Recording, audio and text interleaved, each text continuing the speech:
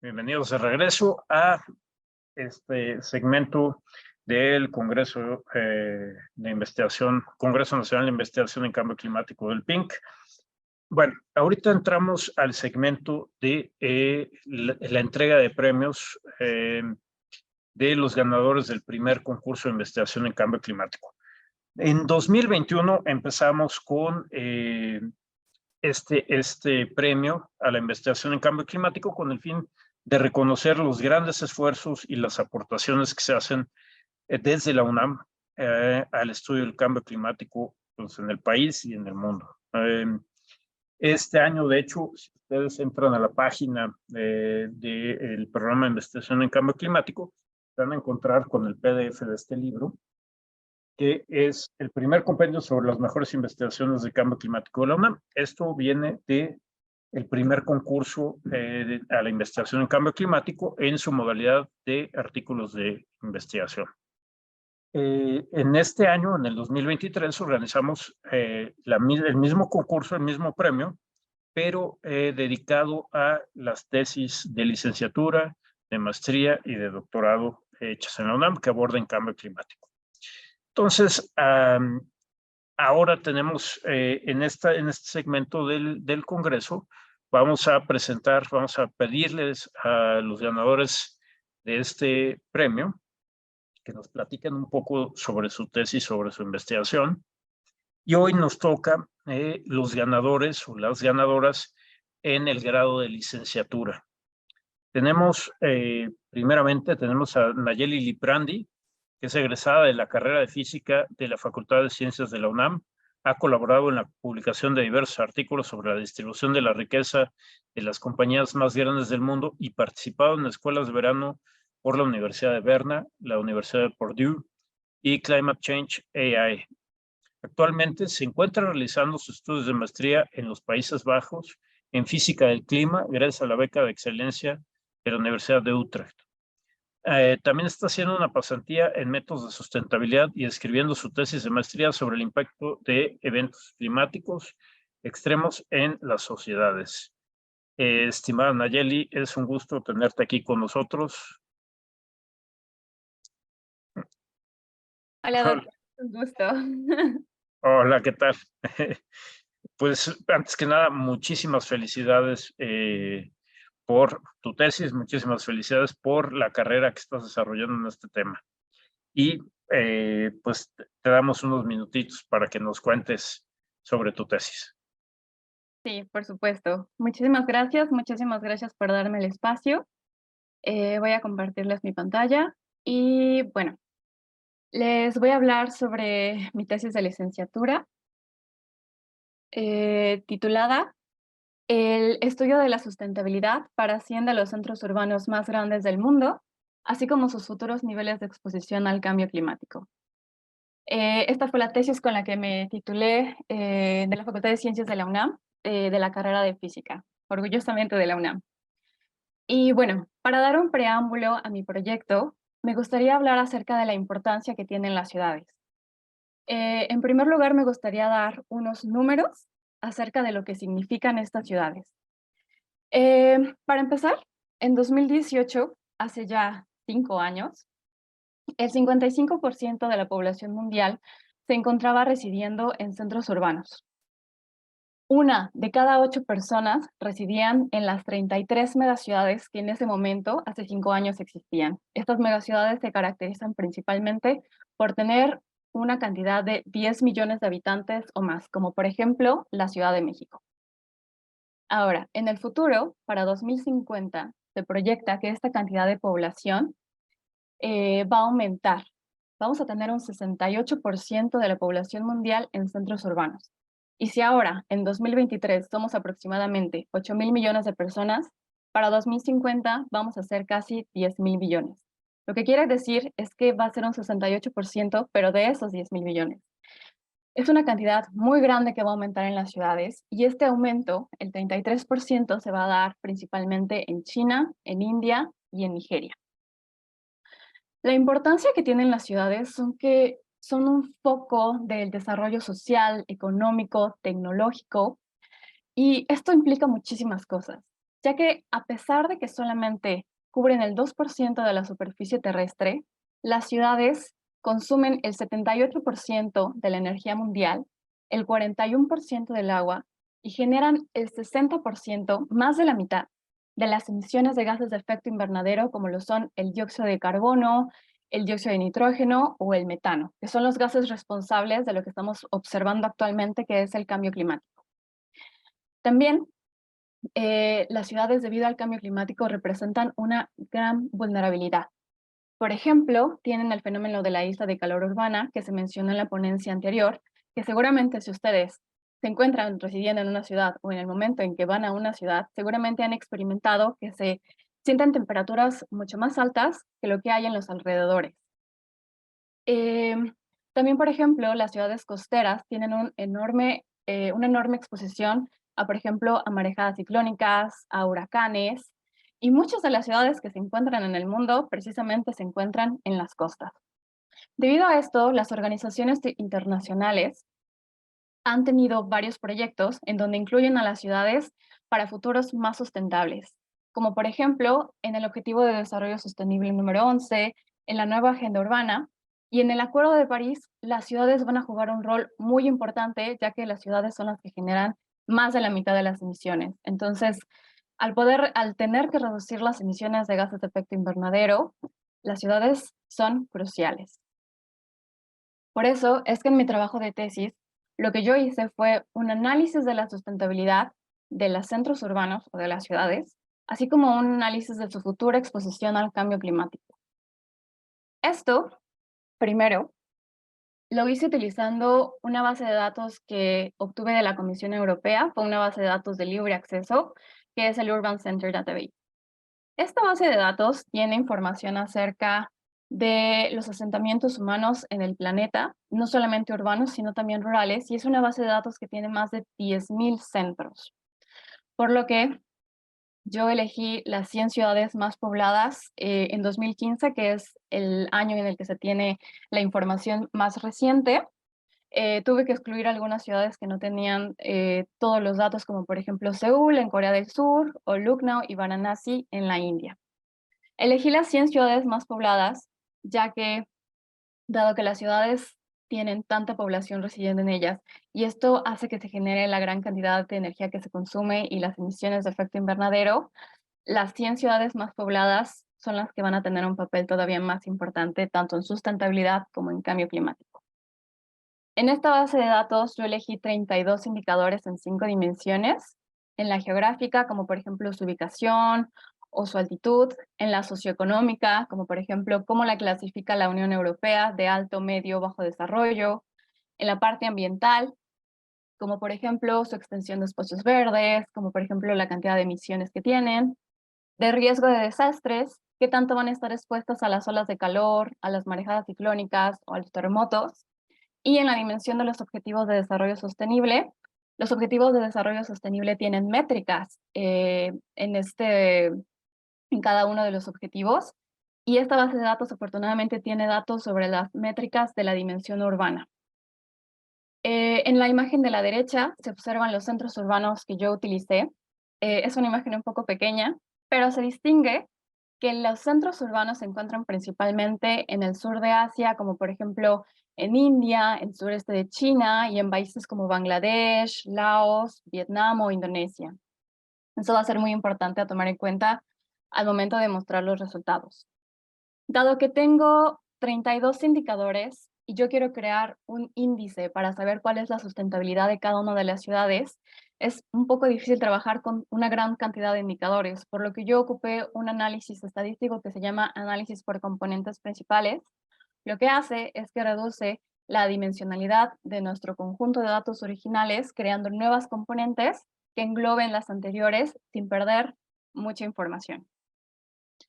En este caso, las nuevas componentes van a estar relacionadas con los originales. Y este método estadístico nos permite encontrar componentes de manera que la primera componente va a tener la mayor cantidad de varianza. Esto quiere decir que va a englobar la mayor cantidad de información posible, la segunda componente un poco menos y así sucesivamente. En mi caso, yo encontré 9 componentes de las 32 originales que tenía, que son el grado de urbanización de una ciudad, la emisión y exposición a inundaciones, la extensión de áreas verdes, el nivel de desarrollo socioeconómico, la exposición a marejadas ciclónicas, exposición a sismos, acceso a servicios y conectividad, exposición a olas de calor y finalmente expansión de la mancha urbana. En la columna de la derecha se ve la varianza que cada una de estas componentes representa y para poder crear un índice de sustentabilidad, yo vi cada una de estas componentes y asigné un valor de 1 si es que esta componente contribuía de una manera positiva a la sustentabilidad y un valor de 0 si es que esta componente contribuía de manera negativa. Por ejemplo, en el caso del grado de urbanización, yo lo catalogué como algo poco sustentable y entonces a este obtiene 0 puntos. Pero en el caso de extensión de áreas verdes, nivel de desarrollo socioeconómico y acceso a servicios dentro de una ciudad, o que una ciudad esté más conectada, estos son factores sustentables, por lo cual yo les asigné un valor de 1 a las ciudades que tenían estos factores.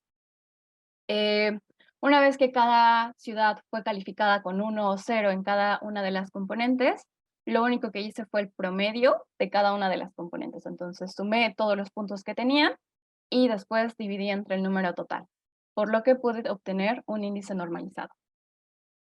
En la siguiente gráfica tenemos el primer resultado de mi tesis, que fue precisamente este índice de sustentabilidad, en donde cada uno de los centros urbanos que mostré anteriormente ahora está coloreado, dependiendo a cuál fue su calificación en este índice.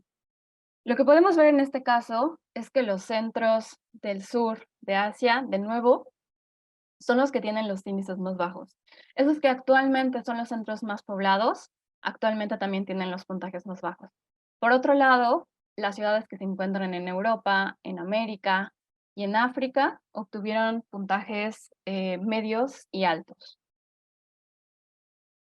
Para la segunda parte de la tesis, yo quise crear también no solamente la situación actual de las ciudades, sino cuáles son los desafíos que van a enfrentar a futuro con respecto al cambio climático o qué tan expuestas van a estar a este fenómeno. Por lo que yo obtuve las proyecciones de temperatura y de precipitación para final de siglo. Elegí 2 escenarios, el RCP 2.6 y el RCP 8.5.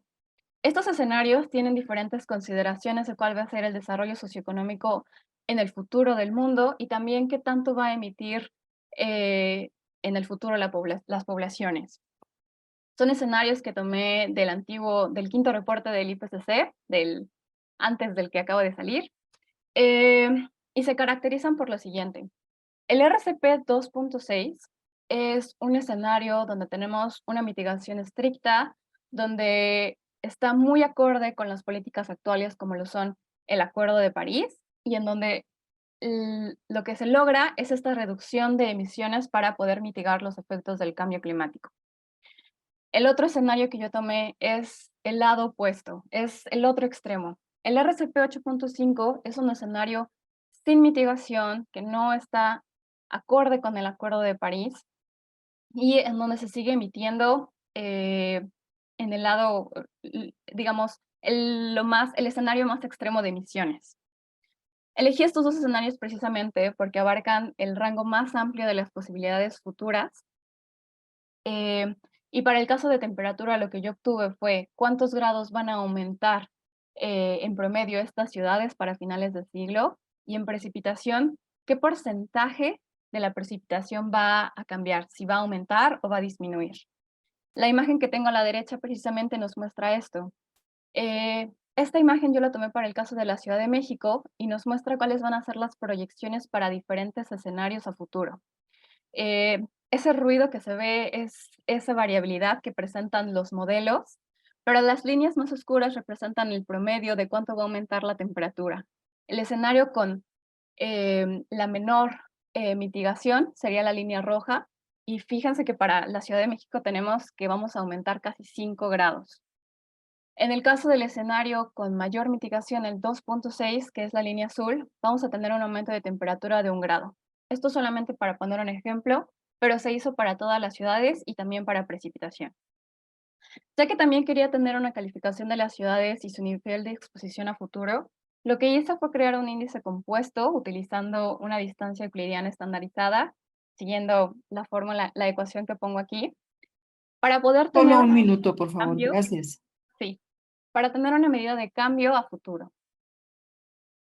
Entonces, les muestro los resultados aquí del escenario 2.6, donde podemos ver que los centros urbanos del sur de Asia son los que de nuevo se encuentran más afectados, mientras que el resto del mundo tiene índices de exposición bajos.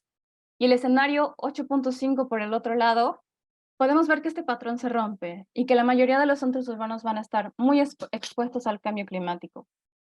Por lo tanto, las conclusiones de mi trabajo fue que pude lograr crear un índice de sustentabilidad para poder calificar a los centros urbanos en su situación actual, donde los centros del sur de Asia son los que tienen los índices más bajos, y también un índice de la futura exposición, donde en un escenario de mitigación estricta tenemos que los centros urbanos que se encuentran en el sur de Asia también van a tener una mayor exposición. Por lo tanto, son centros que van a tener un doble desafío en la actualidad y en el futuro. Sin embargo, en un escenario sin mitigación y que no está acorde con el Acuerdo de París, tenemos que en Europa y el sur de Asia se van a tener los puntajes más altos, pero en el resto del mundo vamos a ver cambios sin precedente. Y es por eso que, como conclusión final, quiero recalcar la importancia de mitigar el cambio climático y no llegar a este escenario para finales de siglo. Muchísimas gracias. Muchísimas gracias a ti, Nayeli, y muchísimas felicidades otra vez. Nayeli, bueno, el jurado le otorgó el primer lugar con esta tesis donde mezcla estos conceptos de cambio climático con sustentabilidad en lugares tan importantes para la economía y para la población en general como son las ciudades. Muchísimas felicidades y muchas gracias por estar aquí con nosotros, Nayeli. Y ahora pasamos al segundo lugar, que es Alexa Saraí Ramírez López, de la Facultad de Ciencias, con su tesis Ansiedad climática, conocimiento sobre el cambio climático y prosocialidad en estudiantes mexicanos de licenciatura. Les cuento un poquito. Alexa estudió la licenciatura en Biología en la Facultad de Ciencias de la UNAM. Como línea de especialización se interesó en la conducta animal, específicamente conducta humana. Como producto de este interés, es coautora de un artículo en revisión sobre estimulación magnética transcraneal en el tratamiento de trastornos de ansiedad, publicado en 2022. Su tesis de licenciatura, Ansiedad climática, conocimiento sobre el cambio climático y prosocialidad de estudiantes mexicanos de licenciatura, aborda el tema de la salud mental dentro de la problemática del cambio climático. A partir de la tesis se publicó un artículo interdisciplinario en el que es coautora con el doctor Marco Rossetti del Instituto de Investigaciones Biomédicas de la UNAM y la doctora Alicia Poma del Instituto de Investigaciones Sociales de la UNAM. El artículo fue publicado en 2022 bajo el título Gender Exposure to News Knowledge about Climate Change and Pro-Society Predict Climate Anxiety Scores in Mexican Students. Ganadora del segundo lugar en el Premio de Investigación en Cambio Climático en la modalidad de licenciatura, actualmente en busca de un proyecto para realizar la maestría en Ciencias de la Sostenibilidad. Alexa, muchísimas gracias por estar aquí con nosotros. Muy bienvenida. Adelante, por favor. Bueno, muchísimas gracias por este espacio. Como tenemos poquito tiempo, voy a empezar ya. Ok. Entonces, yo les voy a hablar un poquito sobre mi tesis. El título original, pues, fue Ansiedad climática, conocimiento sobre el cambio climático y prosocialidad en estudiantes mexicanos de licenciatura. Y me gustaría iniciar hablando un poco sobre cómo se ha estudiado la salud mental en torno al cambio climático. Pues estos estudios se empezaron a realizar a partir de los años 90, cuando se empezó a tomar pues más en cuenta, ¿no?, cómo afectaba el cambio climático a la salud mental de diversas poblaciones. Principalmente se enfocaron estos estudios en dos emociones, la impotencia y la preocupación que causaba esta situación. Más adelante, alrededor de la década del 2010, se empezó a tomar otro tipo de estudios más enfocados, por ejemplo, en qué psicopatologías podrían estar relacionadas Y, por ejemplo, vemos que en poblaciones que son altamente vulnerables hay depresión, hay estrés, hay trastorno por estrés postraumático. Y a raíz de esto, pues empezaron a describir otros sentimientos o emociones directamente relacionados a la crisis climática y a cualquier problema ambiental. Se describió como parte de uno de ellos ansiedad climática, que es justo esta preocupación y angustia que nos genera la situación de cambio climático.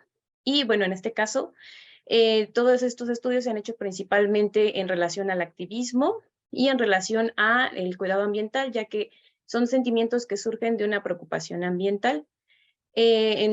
Por su parte, la preocupación ambiental pues se define justo como el grado en que nosotros nos vamos a involucrar en cuestiones de cualquier problema ambiental, y tiene diferentes motivaciones. Una podría ser la motivación egoísta, que es pues que nos preocupa el bienestar de uno mismo; la social altruista, que es cuando nos preocupa el bienestar de los demás; y la biosférica, que es cuando nos preocupa en general pues el bienestar del ambiente. Estas motivaciones pues van a moldear las conductas proambientales que nosotros vamos a realizar y el estrés que nos va a generar esta situación. Es por esto que pues como no sabemos aún si ansiedad climática puede ser un problema clínico, entonces se ha realizado pues varios estudios en poblaciones diversas con diferentes grados de vulnerabilidad, y en 2020 se generó la primera validación de una escala de ansiedad climática donde se toman en cuenta 4 componentes principales, que sería la discapacidad cognitivo-emocional, que es cómo me hace sentir el cambio climático; la discapacidad funcional, que es qué cosas dejo de hacer debido al cambio climático; y otras 2 subescalas que se refieren a la experiencia que tenemos frente al cambio climático y las acciones proambientales que nosotros realizamos. Bueno, para hablar de este tipo de ansiedad, pues también tenemos que hablar, ¿no? Si tenemos una preocupación ambiental, se genera justo por la información que nosotros consumimos. Entonces, normalmente, pues ya tenemos mucha información sobre cambio climático en redes sociales, en medios de comunicación, y pues esta información depende de cómo se presente, cómo nos la presenten los medios, nos va a generar diferentes emociones. Se ha visto que, por ejemplo, las redes sociales pueden causar distintos tipos de ansiedad y también otras psicopatologías que son derivadas del consumo excesivo. En cuanto al modelo de comunicación que suelen utilizar los medios, es un modelo dominante y de déficit, en donde la persona que está expresando esa información, pues tiende a pensar que pues en realidad el público no tiene ningún conocimiento, y entonces únicamente nosotros expresamos esa información sin simplificarla y sin tomar en cuenta la experiencia propia del observador. Y esto pues puede generar emociones negativas como la apatía, el miedo, la negación, la angustia. Y entonces, en este caso, pues es importante expresar la información de forma correcta, ya que esta difusión de noticias va a impactar en la opinión de las personas. Y además de esto, pues el aprendizaje que nosotros generemos de esa información, más nuestros intereses, nuestras creencias, va a determinar qué tanto cuestionamos, qué tanto discutimos y opinamos sobre cualquier tema. Entonces, es por eso que la exposición a noticias puede incrementar la respuesta emocional que tenemos ante el cambio climático e influenciar la toma de decisiones, incluso llegando a que nosotros nos involucremos en el activismo. Por otro lado, pues una conducta que también se ha relacionado con la preocupación ambiental sería la prosocialidad, que son acciones que nosotros realizamos en beneficio de otros. Esta prosocialidad pues puede tener motivaciones diversas y en general alivia el sufrimiento que nosotros tenemos y contribuye al bienestar personal. Al realizar una acción prosocial por el ambiente, nosotros nos podemos sentir mejor.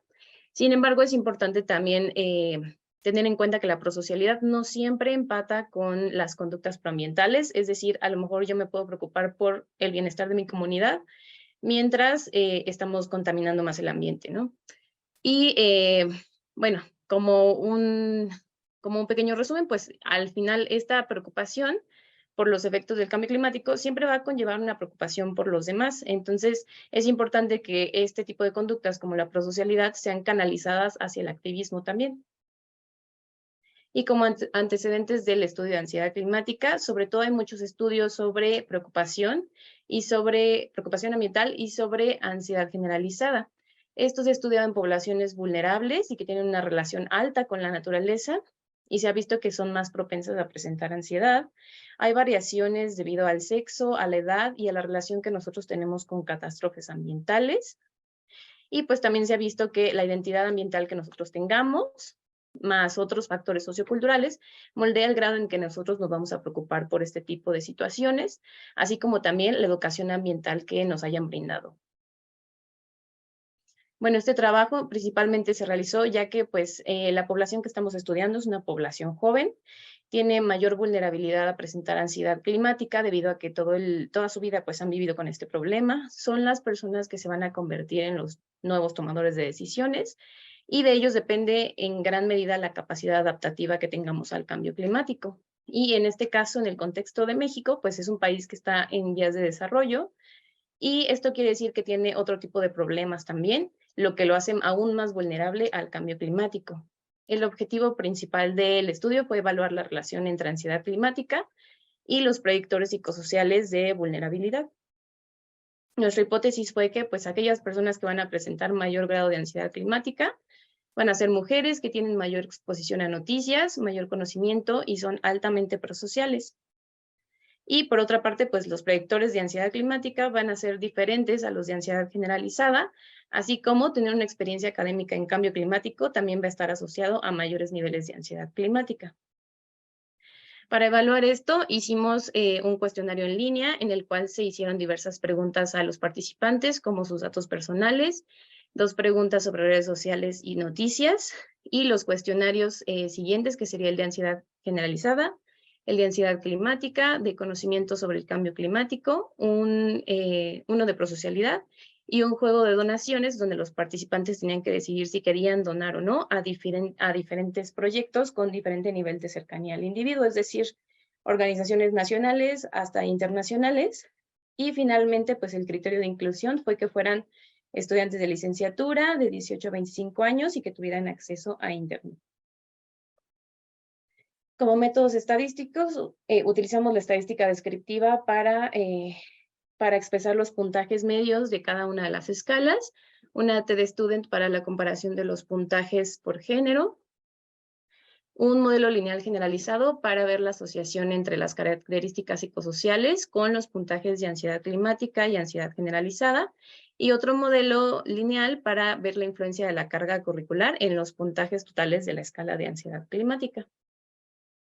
Como resultado, primero tenemos pues las medias de cada una de las escalas, en donde vemos que en la mayoría de los casos las mujeres suelen tener mayor puntaje, y así como, bueno, en este caso los hombres tuvieron mayor tiempo al día leyendo noticias.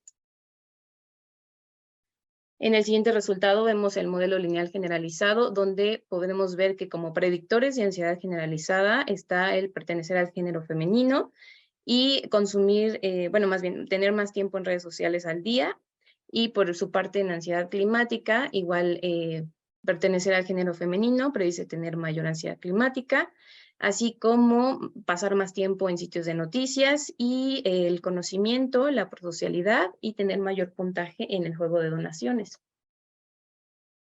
Para los modelos lineales de cada una de las subescalas, las más importantes aquí sería pues la de discapacidad cognitivo-emocional, que vemos que igual está relacionada con el género, al igual que el grado de conocimiento que tenemos sobre el cambio climático.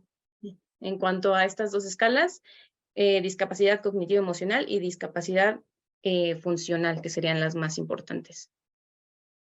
Y por último, pues también vemos que el pertenecer a una carrera que tiene mayor contenido curricular de cambio climático va a hacer que nosotros tengamos mayor ansiedad climática y sobre todo también, pues también mayor conocimiento, ¿no?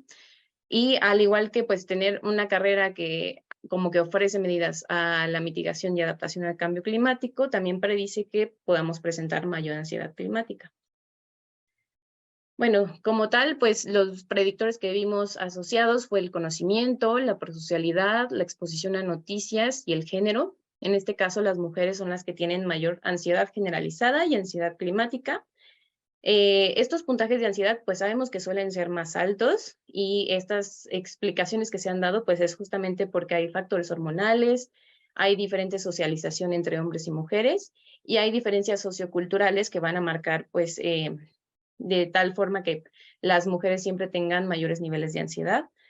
En cuanto a la ansiedad climática, pues son un grupo más vulnerable al cambio climático por cuestiones diversas, pero principalmente por el desplazamiento, por la pobreza, por el aumento de violencia y sobre todo porque nuestras participantes pues son personas que van a tener decisiones sobre su reproducción.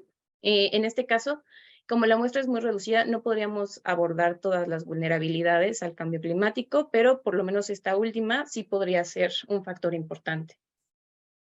En cuanto a la prosocialidad, pues vemos que a pesar de que podría funcionar como un factor de protección para los participantes, pues justo aquellos que tuvieron mayor prosocialidad tuvieron mayor ansiedad climática, y esto es porque la empatía que nosotros sentimos nos puede ayudar a experimentar mayor ansiedad debido a que nos preocupa la forma en la que las demás personas se están comportando ante este problema. Esta prosocialidad puede reducir la ansiedad, pero solamente si se vincula a la acción. La prosocialidad vinculada a la culpa, como lo podríamos ver en este estudio, puede desarrollar negación, que es justo un sentimiento que es inmovilizante. En cuanto al juego de donaciones, pues también los puntajes fueron más altos en aquellos que presentaron ansiedad climática, y estas donaciones principalmente podrían estar motivadas por la culpa y no generan un sentido de autoeficacia tan grande, por lo tanto también se genera un sentido de responsabilidad en los participantes. En este caso, este sentido de responsabilidad es importante y es algo bueno. Sin embargo, cuando esta responsabilidad es mayor que la autoeficacia, este va a generar angustia debido a factores externos. Es decir, probablemente se preocupen porque los demás no están haciendo tanto como ellos o sienten que sus esfuerzos no están siendo lo suficientemente buenos. En cuanto al consumo de noticias y al conocimiento, pues ya confirmamos también aquí que pues, las redes sociales pueden causar ansiedad generalizada, y actualmente tenemos un incremento en la exposición a noticias sobre el cambio climático, pero se sigue utilizando el mismo modelo de déficit. En este caso, pues vemos que igual la exposición a más noticias predice mayor ansiedad climática. Por esto, pues es importante que se cambie por un modelo participativo, donde se tomen en cuenta las experiencias personales del público, y entonces esto puede ayudar a generar emociones movilizantes y a generar mayor autoeficacia. En cuanto al conocimiento formal, pues sabemos que no es suficiente para movilizar o para tranquilizar a la población. Es por ello que pues también la educación debe ser de calidad, debe ser una educación funcional que puede evocar esperanza y mayor proactividad sin dejar de lado el sentido de urgencia de la crisis climática.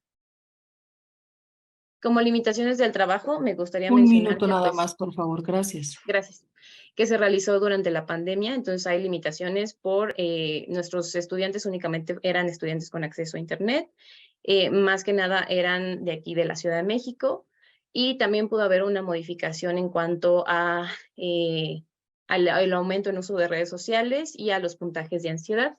Sin embargo, pues es uno de los primeros estudios en evaluar emociones relacionadas al cambio climático en México, justamente con estas herramientas que nosotros adaptamos al contexto del país. Y como último punto, me gustaría mencionar que hay que profundizar más en estas vulnerabilidades de las mujeres ante el cambio climático y ante presentar ansiedad climática. Y eso sería todo. Muchas gracias. Muchísimas gracias, Alexa. Y otra vez, muchísimas felicidades por el segundo lugar en el premio de investigación en cambio climático en la modalidad de tesis. Felicidades por tu trabajo transdisciplinario y por meterte en estos temas de frontera en el conocimiento del cambio climático. Muchísimas gracias. Muchas gracias. Gracias. Y finalmente tenemos a Miriam Raquel Rodríguez Carrasco, que ella ganó el tercer lugar en este premio con la tesis Cambio Climático, riesgo que representa la producción de maíz de temporal en México. Les cuento un poquito de Miriam. Estudió la carrera de física en la Facultad de Ciencias de la UNAM, de la cual se graduó en 2022 con mención honorífica. Actualmente está cursando la maestría en Ciencias Ambientales Aplicadas en la Universidad de Tübingen, Alemania, y es tesista en el grupo de investigación de Machine Learning para Ciencias Climáticas de la misma universidad. Miriam, muchas gracias por estar aquí. Bienvenida. Adelante, por favor. Y muchas felicidades. Gracias. Muchas gracias. Un momento. Bueno, como ya dijo el doctor Francisco, mi nombre es Miriam Rodríguez y estudié física en la Facultad de Ciencias y hoy voy a hablarles sobre lo que fue mi trabajo de licenciatura, que fue cambio climático, eso que representa la producción de maíz temporal en México. Siguiente, por favor. Bueno, primero voy a empezar a hablar sobre cuál fue el objetivo general de mi tesis para poder tenerlo en mente durante durante la presentación. Y después voy a hablar sobre el panorama actual y por qué este problema era importante para pasar a hablar sobre los métodos y qué resultados obtuve de mi trabajo. Y bueno, el primer objetivo de mi tesis fue realizar un análisis del riesgo que podría enfrentar el cultivo del maíz temporal en las entidades de la República Mexicana y qué posibles impactos podrá tener un cambio en su rendimiento. Y para hacer esto tomé como referencia indicadores socioeconómicos, climáticos y de productividad agrícola, y después incorporé los rendimientos proyectados bajo el escenario RCP 8.5 para corto, mediano y largo plazo, para poder ver cómo cambiaba esta vulnerabilidad. Y el segundo objetivo de mi tesis fue realizar un índice de riesgo para los periodos de tiempo presentes y futuros bajo este escenario RCP 8.5 para poder catalogar la vulnerabilidad de las entidades. Siguiente, por favor. Y bueno, voy a empezar hablando del panorama actual. Siguiente. Gracias. Bueno, como ya sabemos, el cambio climático es algo ya inequívoco que está sucediendo y no solamente va a generar alteraciones detectables en los sistemas naturales y humanos, sino que ya los está generando, ¿no? Se sabe que ha sido el causante del incremento observado en la temperatura media global, una tendencia de crecimiento en la precipitación, el declive global de los glaciares, el calentamiento de la parte superior del océano, así como su acidificación, el aumento del nivel medio global del mar y el aumento de proporción global de ocurrencia de ciclones tropicales. Siguiente, por favor. Y bueno, todos estos efectos no solamente ya están sucediendo, van a continuar sucediendo y se van a incrementar.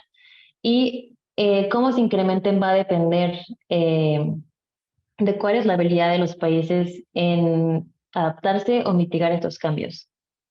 Y es importante mencionar que estos cambios no van a afectar a toda la población de la misma manera. Se estima que la mayoría de las personas que se van a ver afectadas son habitantes de países de ingresos bajos y medios.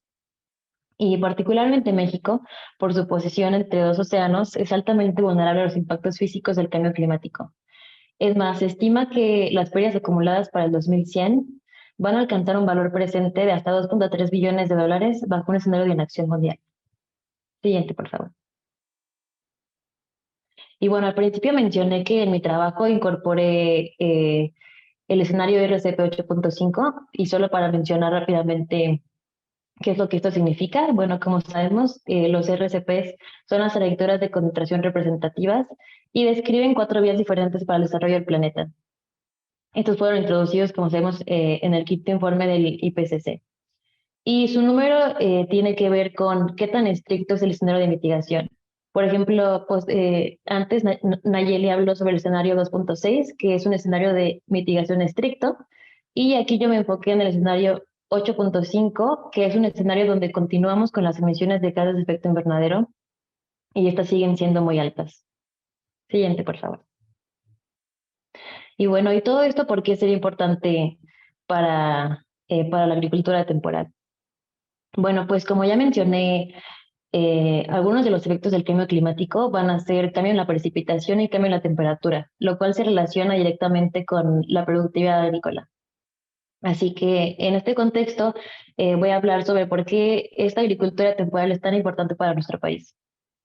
Primero, para mencionar que la agricultura temporal es aquella que depende de los temporales de lluvia.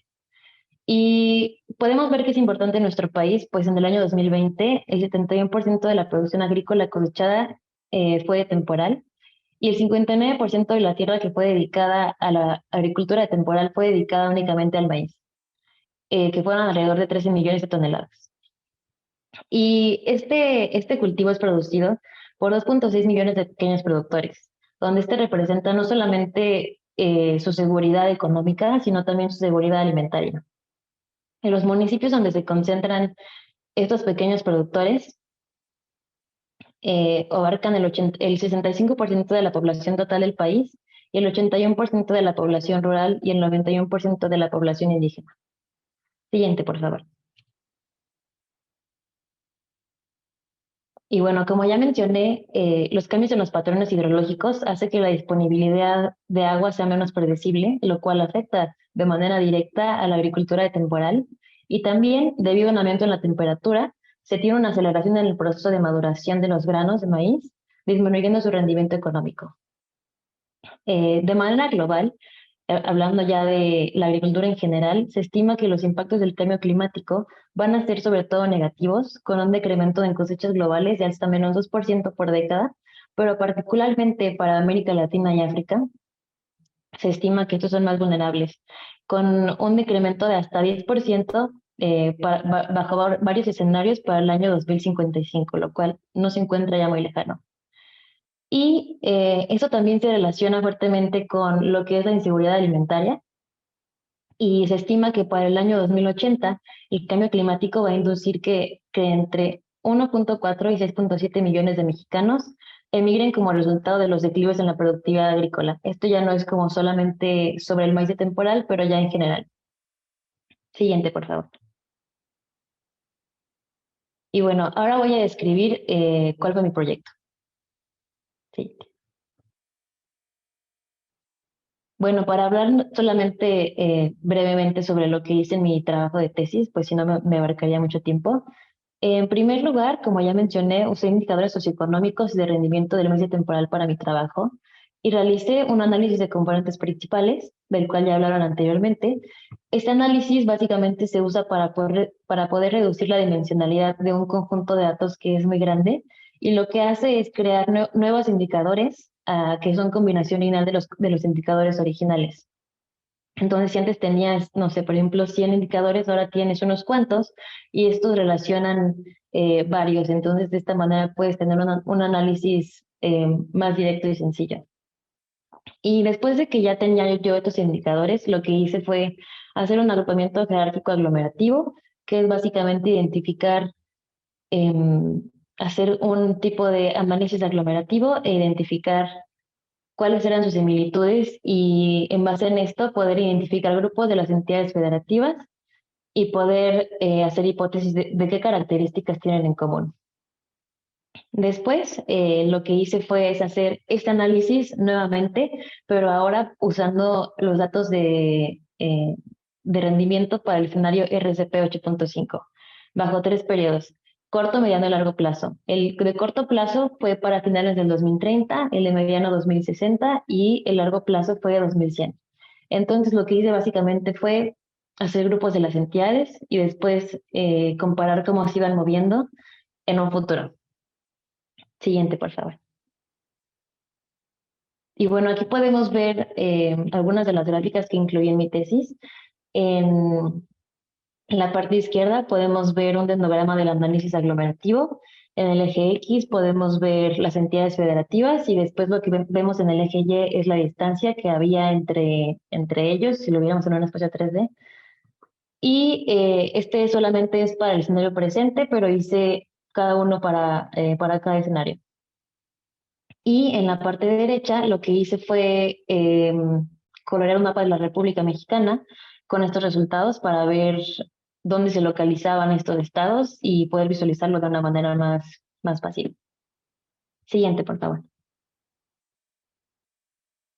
Bueno, y aquí tenemos por grupo, que estos ya fueron los grupos que yo identifiqué en base a mi análisis. Y podemos ver cuáles eran sus cambios porcentuales en el rendimiento en la producción de maíz para los 3 periodos futuros. Y se ve complicado, pero básicamente lo que tenemos aquí, por ejemplo, en el grupo, si vemos la parte de arriba en el grupo 2, tenemos que para el final del siglo van a tener un decremento en rendimientos de producción porcentual del 73%. Y el grupo que se va a ver menos afectado sería el grupo 5, con hasta menos 13% para final del siglo. Si fuéramos al mapa de nuevo, podemos identificar que el grupo 5 es aquel que se compone por la Ciudad de México y el Estado de México. Entonces, esto tiene un poco de sentido, ¿no? Y en la parte de abajo podemos ver algo similar, pero en vez de verlo con cambios porcentuales, lo tenemos con producción en toneladas de maíz. Entonces, este es muy explicativo, pues aunque tenemos que el grupo 2 va a sufrir las mayores pérdidas, es el grupo 4 y el grupo 7 los que van a tener las mayores pérdidas en cantidad. Y bueno, para mencionar, por ejemplo, el grupo 4 es aquel que se compone de Guerrero, Oaxaca y Chiapas, que son entidades altamente vulnerables socioeconómicamente, y el grupo 7 se compone de Sinaloa, Jalisco, Michoacán y Veracruz, que son estados donde la producción de maíz de temporal es una actividad económica fuerte. Siguiente, por favor. Y bueno, lo que obtuve a partir de mi análisis fueron 4 índices, y los llamé de esta manera. Fue el índice de marginación y pobreza, el índice de temperatura y el índice de dependencia demográfica y el índice de rendimiento en la producción de maíz. Entonces, cada grupo tenía un valor para estos índices y en base en estos valores fue que yo hice mis conclusiones. Por ejemplo, yo concluí que los estados o los grupos que se encontraban en mayor riesgo de sufrir pérdidas son aquellos en los grupos 2, que era Tabasco, Campeche, Yucatán y Quintana Roo, debido a sus grandes pérdidas, que como vimos era el que tenía las mayores pérdidas porcentuales, el grupo 4, Guerrero, Oaxaca y Chiapas, y el grupo 7, Jalisco, Michoacán, Sinaloa y Veracruz. Y yo identifiqué como no en riesgo a los grupos 1, 3, 5 y 6. Sin embargo, como pudieron ver, esto fue un análisis muy a grandes rasgos, así que esto en verdad no es una conclusión definitiva y no quiere decir que no vaya a haber pérdidas. Y lo que es el más importante, según mi opinión, es que todos estos estados, al ver un mapa de dónde se encuentran los pequeños productores de maíz, todos ellos cuentan con pequeños productores.